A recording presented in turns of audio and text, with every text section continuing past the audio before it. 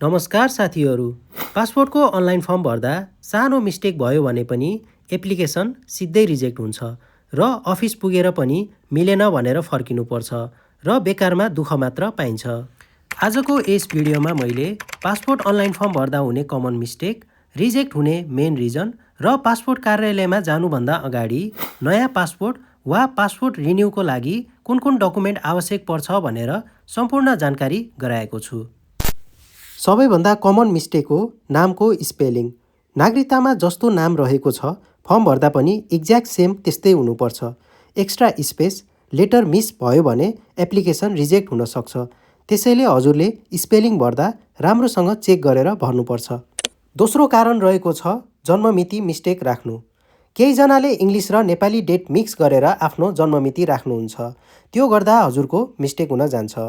नागरिकतामा जुन फर्म्याटमा हजुरको जन्ममिति हुन्छ एप्लिकेसन भर्दा पनि हजुरले त्यही फर्म्याटमा राख्नुपर्नेछ, अन्यथा हजुरको फर्म मिस्टेक हुन जान्छ। तेस्रो कारण रहेको छ नागरिकता नम्बर र नागरिकताको जिल्ला। नागरिकता नम्बर र जारी भएको जिल्ला राख्दा धेरै केयरफुल हुनुपर्छ। एउटा नम्बर गलत भयो भने पनि रेकर्ड म्याच हुँदैन र एप्लिकेसन रिजेक्ट हुन जान्छ। चौथो कारण रहेको छ फोटो अपलोड। यदि फोटो क्लियर छैन, ब्याकग्राउन्ड वाइट छैन, साइज मिलेन, यो सबै कारणले पनि फर्म रिजेक्ट हुन्छ। अनि मोबाइलबाट स्क्रिनसट पनि हजुरले हाल्नु हुँदैन। पाँचौँ कारण रहेको छ रङ पासपोर्ट टाइप।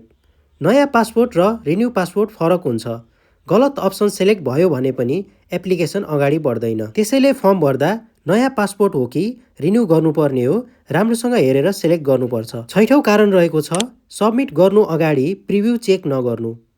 अनलाइन फर्म भरिसकेपछि लास्टमा प्रिभ्यू अप्सन आउँछ, तर धेरैजना एकचोटि चेक नगरिकनै सबमिट गरिदिनुहुन्छ।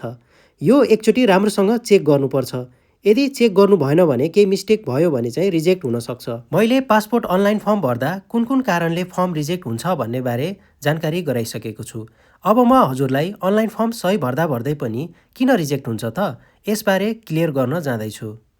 साथीहरू, यसका धेरै कारणहरू हुन सक्छन्, जसमध्ये केही महत्त्वपूर्ण कारणहरू यस प्रकार रहेका छन्। नागरिकता क्लियर नभएको, पुरानो पासपोर्ट बिग्रिएको तर मेन्सन नगरेको, माइनर स्पेलिङ फरक भएको, एपोइन्टमेन्ट लोकेसन रङ भएको, डुप्लिकेट रेकर्ड फाइल भएको। यी कारणहरूले गर्दा पनि हजुरको फर्म रिजेक्ट हुन सक्छ।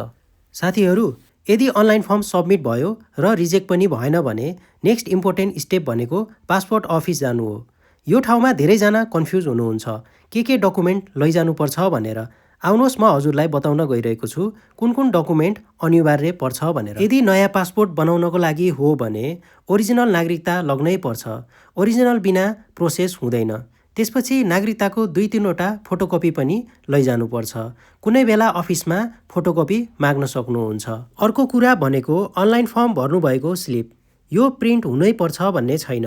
मोबाइलमा क्लियर स्क्रिनसट भए पनि हजुरले त्यही देखाउन सक्नुहुन्छ।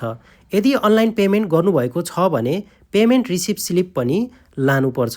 अब कुरा गरौँ पासपोर्ट रिन्यू गर्नको लागि के डकुमेन्ट चाहिन्छ भनेर। यसको लागि सबैभन्दा महत्त्वपूर्ण कुरा रहेको छ पुरानो पासपोर्ट। यदि पुरानो पासपोर्ट ड्यामेज छ, पेज च्यातिएको छ या पानीमा भिजेको छ भने त्यो कुरा पहिल्यै अफिसमा डिक्लेयर गर्नुपर्छ। त्यसपछि ओरिजिनल नागरिकता र नागरिकताको 2-3वटा फोटोकपी पनि अनिवार्य हुन्छ। अनलाइन फर्म भर्नुभएको स्लिप र अनलाइन पेमेन्ट गर्नुभएको छ भने त्यसको रसिद पनि अनिवार्य हुन्छ। साथीहरू, यदि हजुर 18 वर्षभन्दा कम हुनुहुन्छ भने हजुरले आफ्नो जन्म दर्ता अनिवार्य लैजानुपर्छ र हजुरको बुवा आमाको ओरिजिनल नागरिकता र 2-3वटा फोटोकपी पनि सँगै लैजानुपर्छ। र यदि हजुरको विवाहपछि सरनेम चेन्ज भएको छ भने म्यारिज सर्टिफिकेट या लिगल डकुमेन्ट लैजानुपर्छ। यो डकुमेन्ट बिना हजुरको नेम चेन्ज एक्सेप्ट हुँदैन। यो बाहेक मैले हजुरलाई केही महत्त्वपूर्ण कुरा भन्न चाहन्छु, जसमा रहेको छ पासपोर्ट कार्यालयमा तोकिएको टाइमभन्दा कम्तीमा 30 मिनट अगाडि पुग्नुहोस्।